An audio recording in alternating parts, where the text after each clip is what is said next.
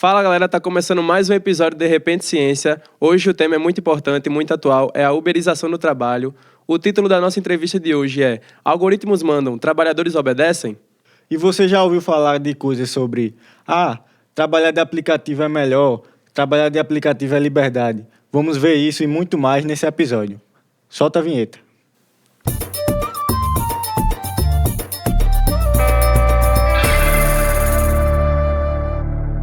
Eu sou Balone Pereira. E eu sou Rafael Marcel, e hoje vamos ver como a ciência está de repente no nosso dia a dia. Para começar hoje, nós trouxemos a nossa querida e especial convidada, Cláudia Gomes. Ela produziu um artigo muito interessante sobre capitalismo de plataforma, crise, trabalho e lei do valor. Seja muito bem-vinda, professora Cláudia.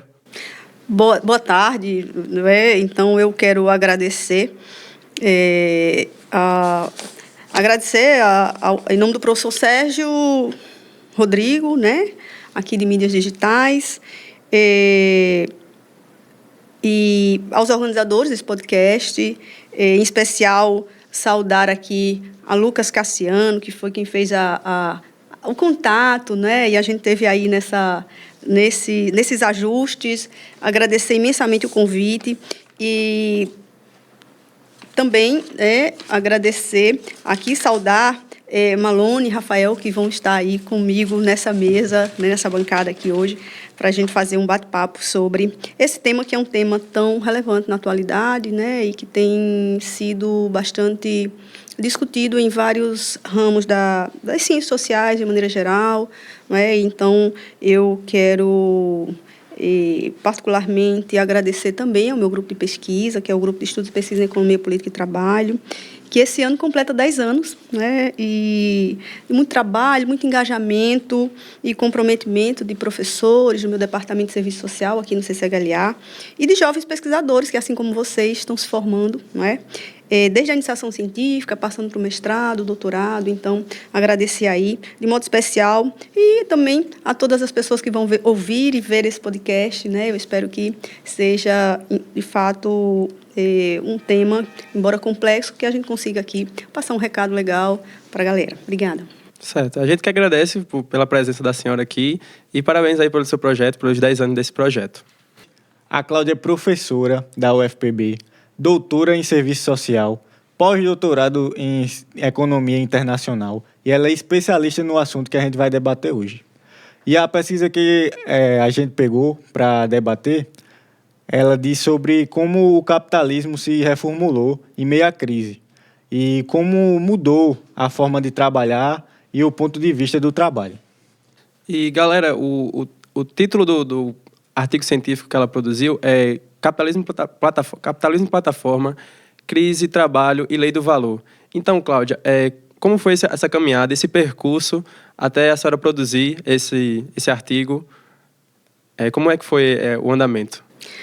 Bem, eu apresento aqui um esquema de reflexão, e queria trazer um pouco para debater com vocês, que é parte de uma agenda de investigações que a gente vem fazendo pelo grupo de pesquisa desde 2014 e que conforma um pouco a minha pesquisa de produtividade CNPq, e que trata um pouco sobre a crise e a dependência e dos fatores contrarrestantes à lei tendencial à queda da taxa de lucros nas políticas brasileiras a partir de 2016. Então, o meu foco de trabalho na verdade, o objetivo aqui é a gente tentar abrir uma linha de reflexão que tenta expressar análise sobre a crítica da economia política e sua atualidade, na odierna crise mundial.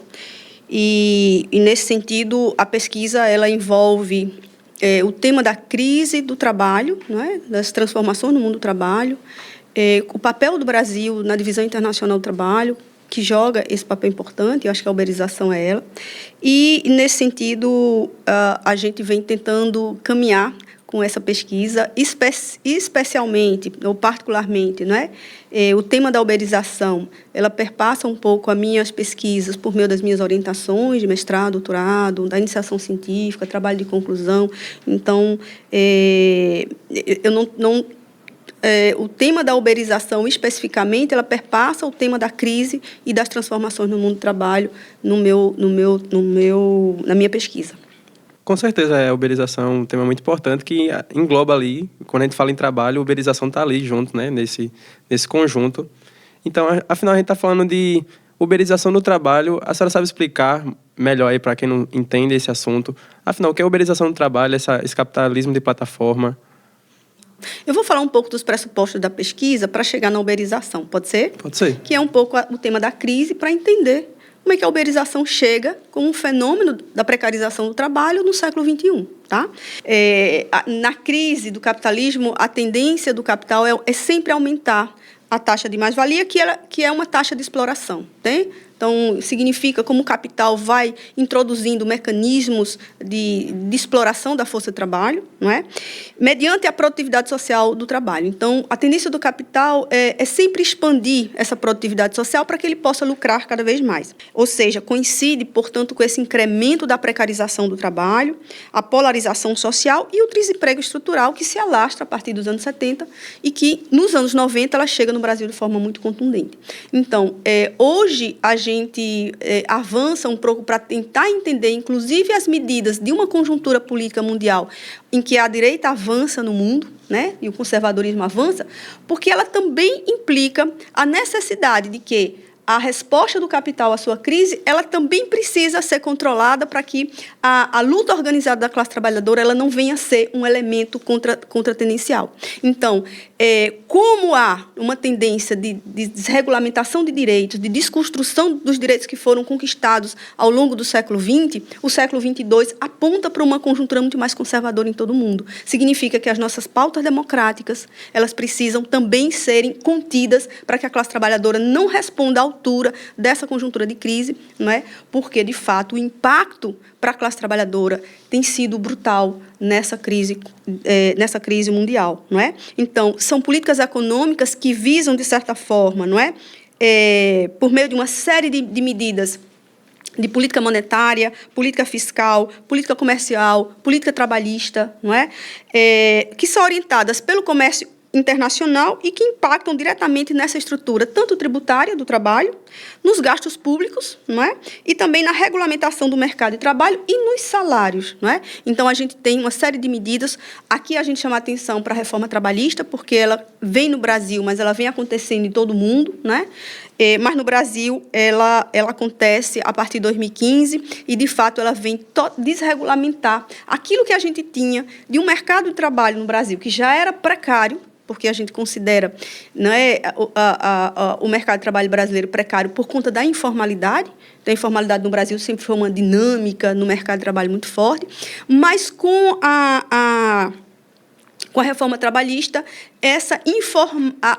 mesmo o trabalho formal, ele passa a ser regulado de forma informal, e a uberização está dentro dessa informalidade. Então, a aplicação tecnológica da ciência, como já dizia Marx, lá no século XIX, né, ele tem uma atualidade, né, o capital tem uma atualidade muito importante, porque Marx já falava um pouco disso, não é? De alcançar seu grau mais elevado, e contraditório com a automatização do uso dessas tecnologias que são impulsionadas por meio desses organismos, desses dados, né, mediante os algoritmos. Então, a uberização ela tem um peso muito grande como tema, a gente não consegue dar conta dela em termos, não é? A gente é incapaz de falar dela assim em pouco tempo, mas aqui a gente deixa um recado.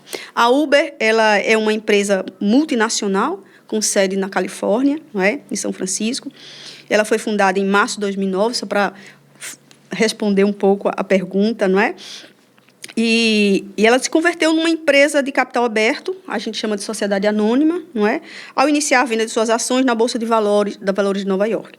E, apesar de atuar no transporte urbano privado, tanto por meio de transportes de pessoas quanto de alimentos, a Uber ela é, na realidade, uma prestadora de serviços eletrônicos, não é? Ela se considera nesse sentido, né, como uma prestadora de serviços eletrônicos, uma vez que seu produto é um software desenvolvido para ser instalado em dispositivos eletrônicos, móveis, como o smartphone, por exemplo, os nossos, né?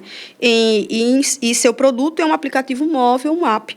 Então, no Brasil, a filial da Uber, ela recebe essa tecnologia como forma e conteúdo da propagação de seu poder e faz, não é, remessas líquidas de lucros, sobretudo via apropriação direta de parte desses rendimentos dos trabalhadores que atuam por meio desses aplicativos. Então, a rigor, não é, a Uber, ela se caracteriza dessa forma. E há muitas contradições na forma como a própria Uber se qualifica, mas também como ela é gerida, não é? É nesse sentido. Muito interessante. A senhora conseguiu contextualizar tudo e dar uma explicação mais gorda, né, do que realmente é a uberização. E a senhora terminou falando da Uber.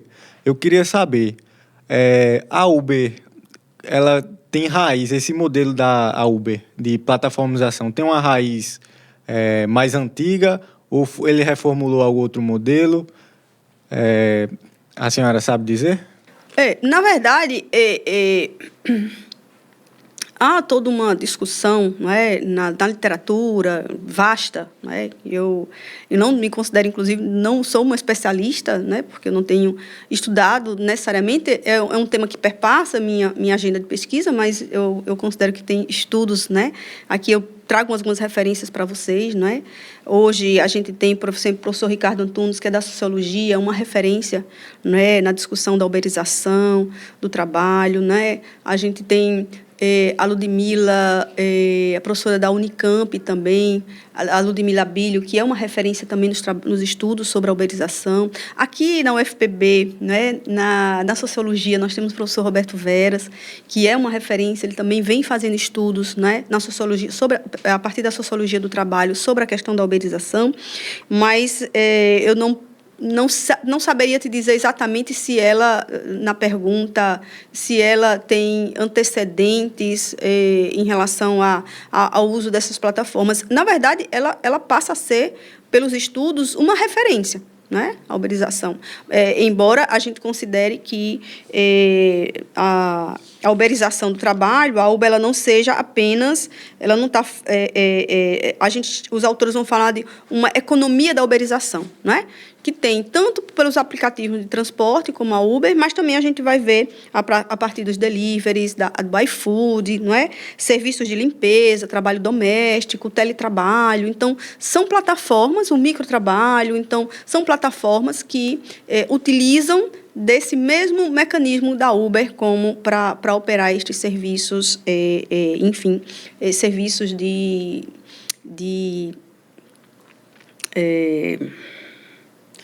como é que a gente vai definir? Serviços de plataformização do trabalho, tá? A senhora fala dessa uberização, que é encarada como uma precarização também. Como é que esse modelo de trabalho faz relação com o conceito de lei do valor, mais-valia, que a senhora fala no artigo da senhora? A gente, trabalhando com algumas categorias da economia política, a crítica da economia política, não é? A gente já, no pressuposto da pesquisa que eu tratei aqui, sobre a questão da exploração da força de trabalho, do rebaixamento desse valor pago à força de trabalho, a gente está dentro desses elementos. A rigor, a Uber, ela, em geral, ela não há um vínculo direto entre ofertante de serviço de transporte, né, e, por exemplo, a ofertante do app, que é a Uber, né?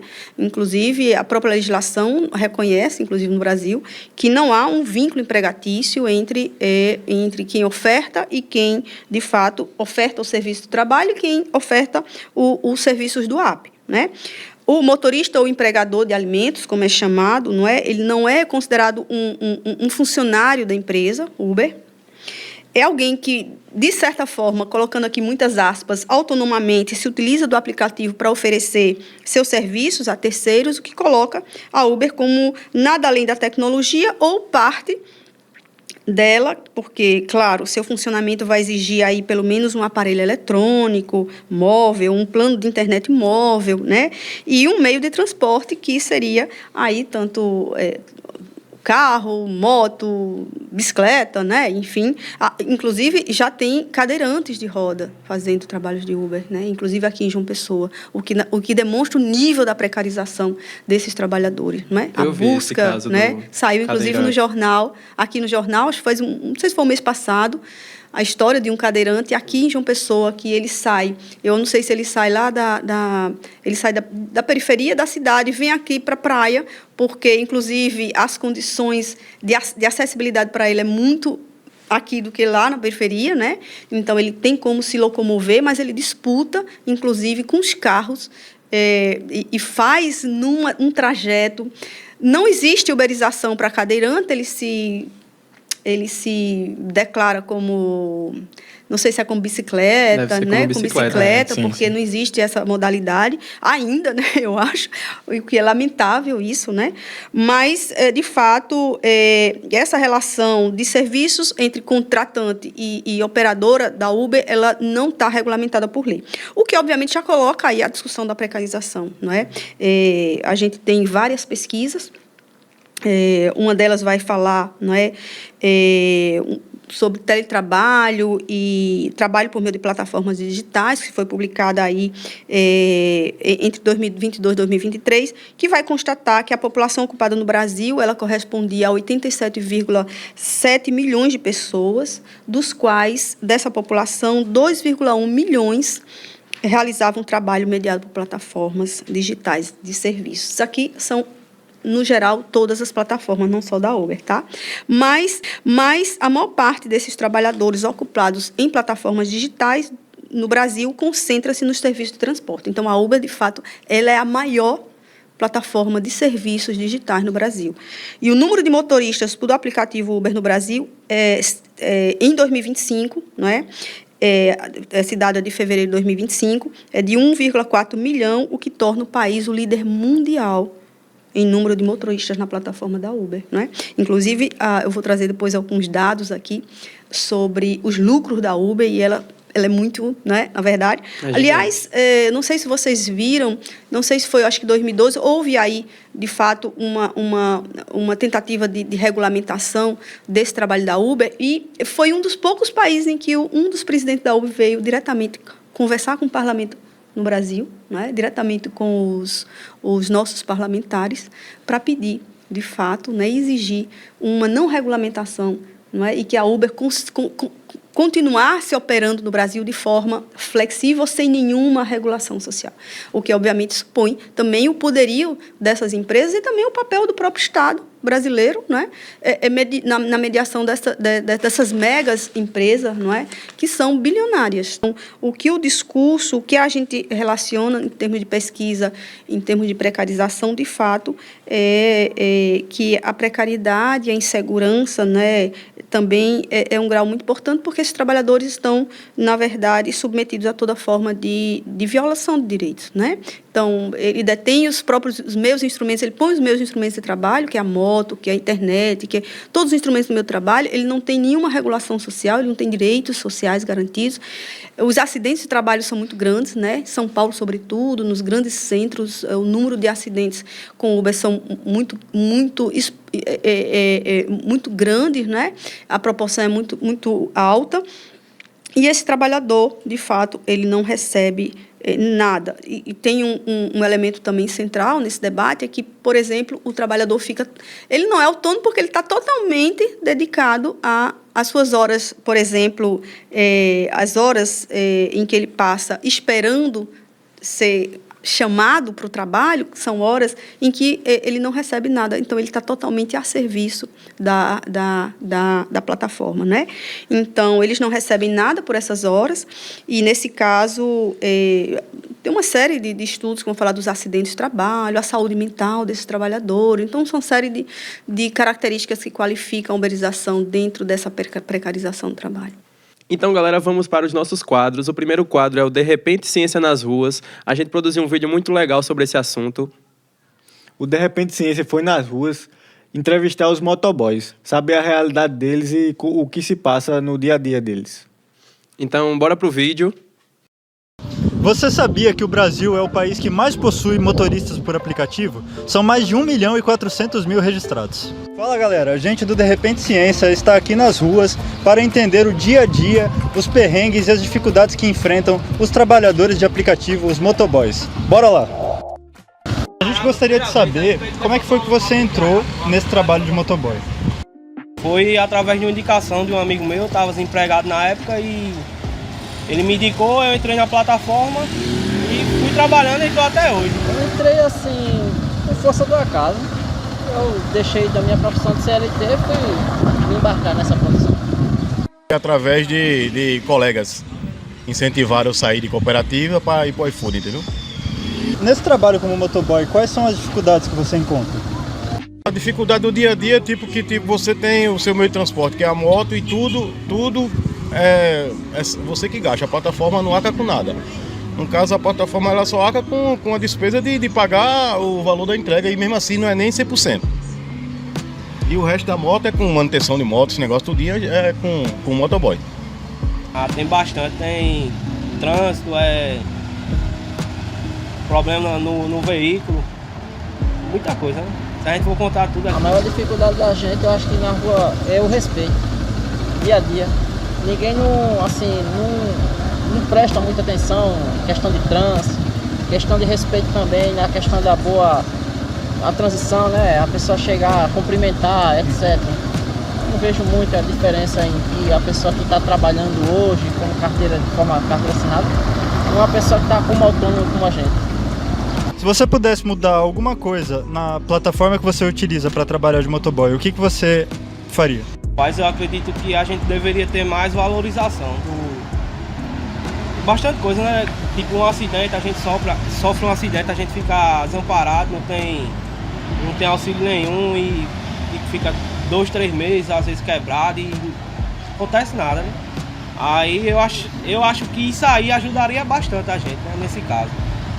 Justamente isso que a gente está dizendo, que tipo, para eles dar uma assistência em relação ao custo que a gente tem de mão de obra do veículo que a gente usa, que tipo, ele no caso usa, que a gente não paga, ele não paga aluguel da moto da gente.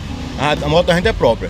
Então no caso, para eles incentivar mais, tipo, pagar tipo mão de obra de moto, alguma peça que quebra, alguma coisa assim, porque isso tudo vai gerar custo pra gente. Só para encerrar, você considera que o seu patrão é você mesmo ou o aplicativo? No caso, eu sou o patrão, porque tipo, a plataforma eu desligo e ligo a hora que eu quiser. Eu me considero meu patrão, mas como um associado. Então, galera, esse foi o De Repente Ciência. Deixem aí nos comentários o que vocês acharam da realidade do motoboy aqui em João Pessoa. Então, é esse aí o vídeo. Espero que a senhora tenha gostado da dinâmica das perguntas. A gente encontrou pontos certos aí para a senhora comentar. E a gente queria saber a opinião aí desse dia a dia. Eu acho que o próprio vídeo, né, e a reportagem que vocês fizeram aí com os motoboys, né? Foi aqui em João Pessoa, né? Foi. Eles demonstram um pouco aquilo que, do ponto de vista da teoria, a gente está investigando, não é? E um discurso muito grande, que eu acho que pegou para esses trabalhadores, é exatamente o discurso de empreendedor de si, não é? O empreendedorismo é, na verdade, um falso discurso, né? Uma falácia, porque ela expressa ela é a mais nova expressão da exploração, não é? Que envolve a ilusão de propriedade que o capital tenta impor para a classe trabalhadora, não é? Porque ela projeta sobre os trabalhadores essa ideia de empreendedorismo, não é? De um negócio que, de fato, nunca não garante sua sobrevivência e de seus familiares. Então, o que a gente entende no próprio discurso do vídeo, né, entre os trabalhadores, de fato, é que o empreendedorismo ele é propagado, né, por essas empresas, na ideia de que você decide a hora quando você quer trabalhar, você desliga, né? Você decide quanto vai trabalhar, de que você é o dono, né? Mas essa autonomia, ela é uma falsa autonomia, porque, na verdade, o próprio aplicativo, não é? Ela que impõe e administra gestão, consumo, tempo, e ela penaliza o próprio trabalhador. Porque se ele não fizer dentro de uma determinada hora, se ele não cumprir as metas, o próprio aplicativo, né, ele vai, digamos assim, penalizando aquele trabalhador que não consegue atingir as metas. Então, na verdade, é um sistema muito sofisticado, não é? Entra nessa relação. Mas o controle de qualidade, a distribuição, a precificação dos preços são de propriedade da empresa do aplicativo. Então, essa falsa ideia de que o Uber ele é dono do próprio negócio, de fato, isso expressa também o caráter da alienação da classe trabalhadora nesse momento histórico, não é? E eu queria reforçar aqui que eu acho que um deles falou sobre a CLT, né?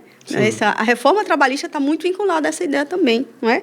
Porque em todo o mundo elas foram determinantes para que a desregulamentação do trabalho fosse, desse projeto de exploração, ele se expandisse e de que, de fato, houvesse um fortalecimento, no caso do Brasil, isso já está demonstrado pelo próprio Ministério do Trabalho, de que houve um fortalecimento da uberização no Brasil a partir da reforma trabalhista, sobretudo através da Lei 3.463/2017, que é a lei da reforma trabalhista, não é?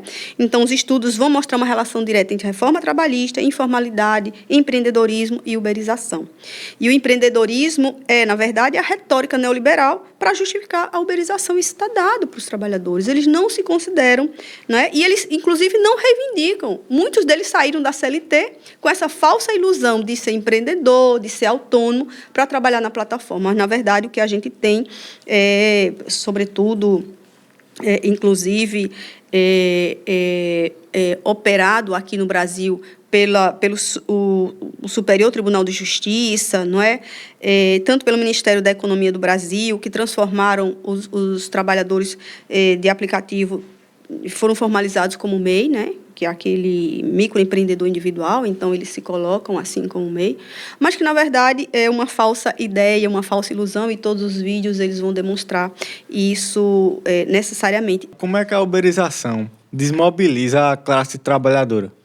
Ok. Então, é importante a gente falar um pouco, né? E aí eu queria chamar a atenção um pouco para essa...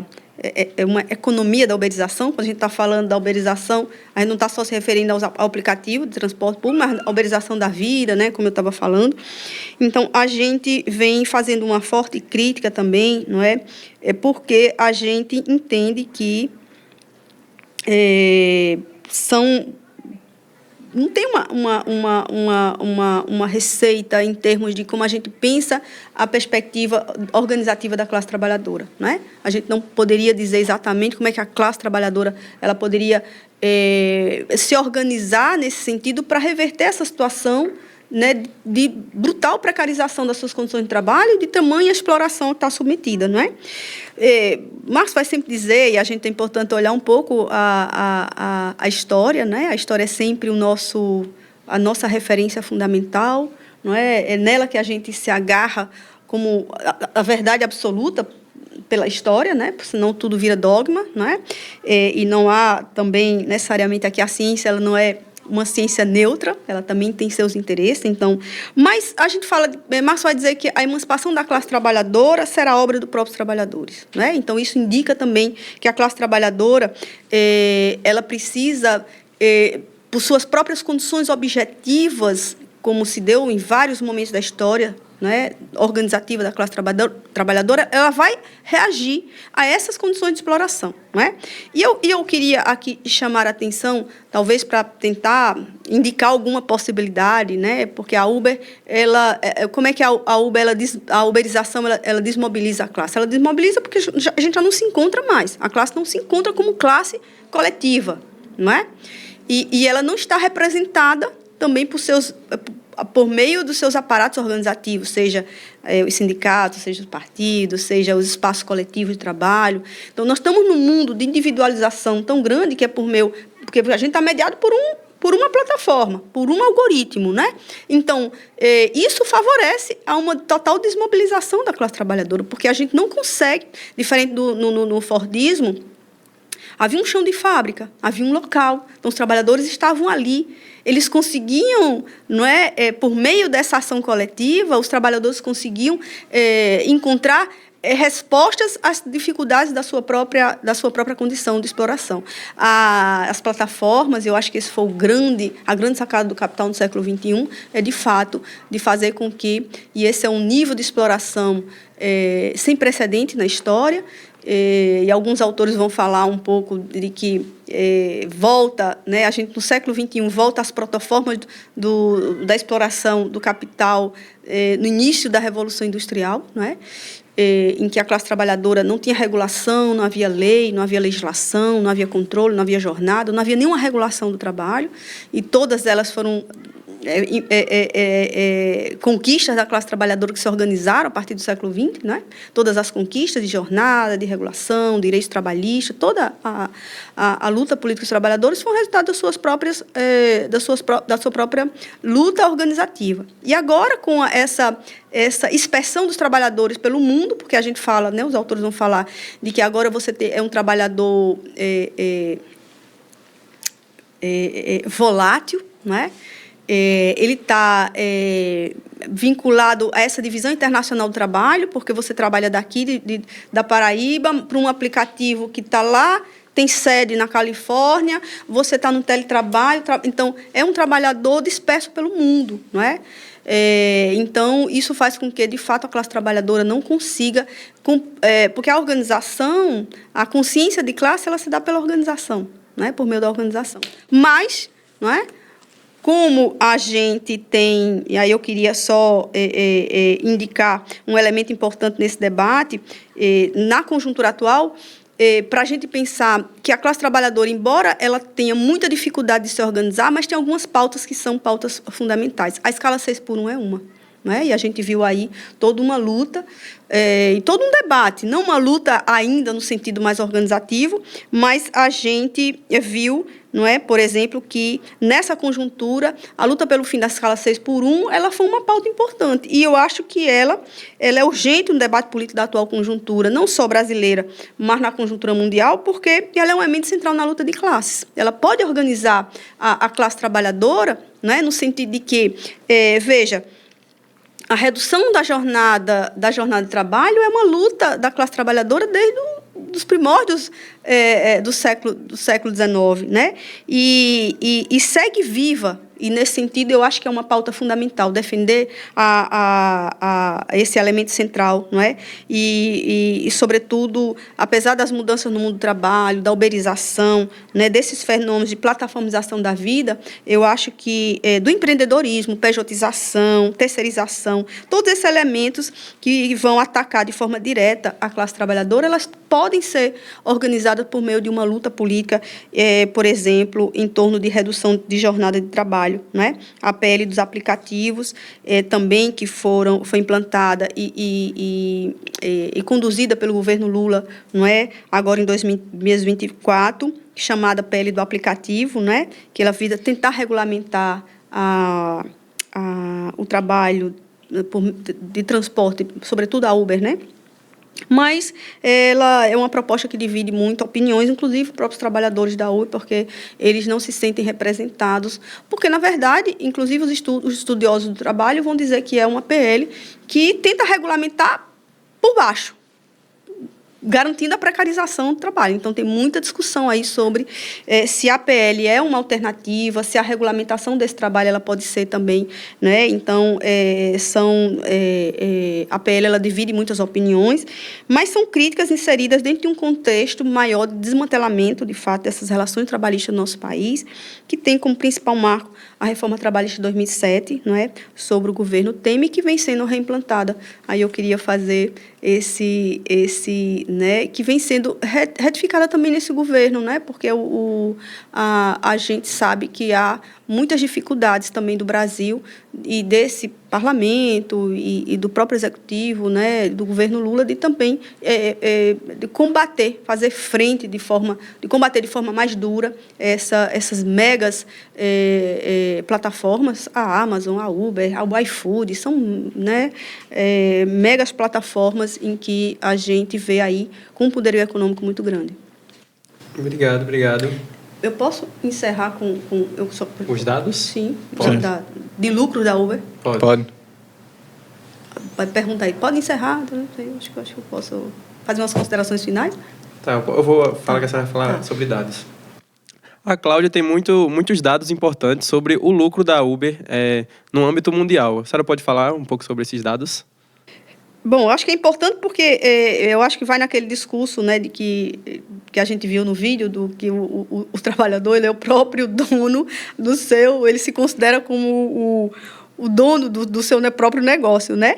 Mas vejam, e eu acho que é importante a gente registrar aqui o peso, não é? Sobre a Uber, porque os números são impressionantes, não é? Por exemplo, a Uber anunciou agora, dia 6 de agosto de 2025, agora, mês passado, não é? Os resultados financeiros do segundo trimestre de 2025 e comunicou um aumento no Brasil de 18% nas viagens em comparação ao mesmo período de 2024. O lucro líquido atribuível à empresa chegou a 1,35 bilhões de dólares, sendo uma alta de 33% em relação a 1 bilhão acumulado no mesmo semestre do ano passado. Então, são dados da própria plataforma, não é? Para o trimestre de 2025, a Uber projeta valor bruto de reservas de 48,25 bilhões de dólares a 49,75 bilhões, representando um crescimento de 17% a 21% em relação ao ano anterior, em base de moeda constante, que é o dólar, não é? Então, a Uber ela conseguiu aumentar seus lucros, elevar o valor das corridas e, ao mesmo tempo, reduzir a remuneração dos motoristas por meio de seu modelo de preço antecipado, que aponta, de fato, não é, um processo de muita precarização e de grandes lucros, não é? Então, a Uber, na verdade, eu queria encerrar com isso, é uma máquina de produzir lucro e de produzir fetiche, não é? Porque ela cria uma falsa ideia, né, fetichizada de que o trabalhador, de que não há por trás uma empresa que lucra e que ganha com esses trabalhadores e que, na verdade, o que está por trás é isso, né? É uma empresa que nasce pequena, mas que se agiganta, e ela se agiganta também por meio dessas relações, não é? Que ela se associa com várias formas de capital financeiro, não é? Então, a Uber necessariamente é uma grande empresa que está por trás explorando, né, a classe trabalhadora, que necessariamente precisa encontrar caminhos, né, para se defender dessa exploração avassaladora que a gente vive. É isso. Agora vamos para o próximo quadro, que é a hora das dicas, das indicações da professora. Professora Cláudia, a senhora pode dar um top 3 aí de indicações de livros, documentários, podcasts que dialogam com o assunto ou outros assuntos aí interessantes que a senhora indica. Bom, eu tenho algumas indicações, tá? Eu queria indicar um documentário que foi rodou muito nas redes, acho que vocês já devem ter visto, mas ele é uma referência, não é? Chama GIG, a uberização do trabalho. Ele é do diretor Cauê Angeli, do Repórter Brasil. Ele está disponível, depois eu posso passar o link para vocês disponibilizarem aí no podcast, né? E ele vai falar, de fato, porque nesse livro também, eu acho que aqui eu queria trazer, porque ele vai expressar um pouco essa imagem aqui, não é? Do trabalhador numa moto, né? Ela ficou muito conhecida e nesse documentário a gente vê o impacto econômico da Uber, não é? E ele vai falar um pouco também dessa imagem que é a expressão, né, perfeita do trabalho no século XXI. Né? Então, acho que essa é uma imagem. E, de fato, a imagem rolou nas redes sociais e ela está disponível nesse documentário, que é muito interessante. Tá? Acho que, como vocês fizeram, é um documentário que entrevista trabalhadores, que vai para as ruas, que vai ver o cotidiano. Então, um documentário muito interessante. Eu queria também fazer aqui referência à nossa produção, né? Além do artigo que já vocês indicaram aí no início do nosso trabalho, que acho que é definido como... Deixa eu lembrar aqui o título do artigo: Capitalismo de Plataforma, Crise e Trabalho da Lei do Valor, né?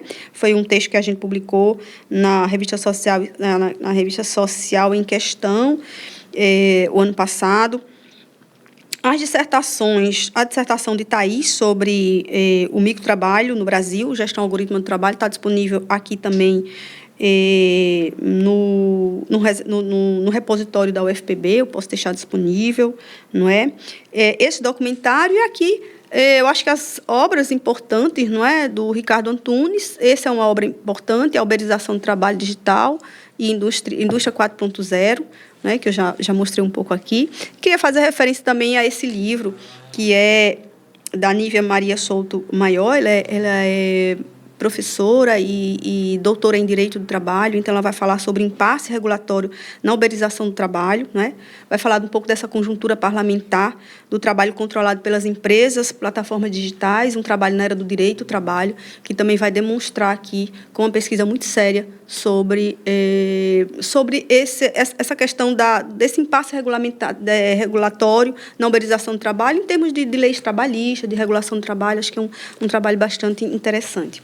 Bom, e ficar à disposição de vocês, não é? Agradecer mais uma vez pela oportunidade de poder estar aqui apresentando um pouco essa agenda de pesquisa.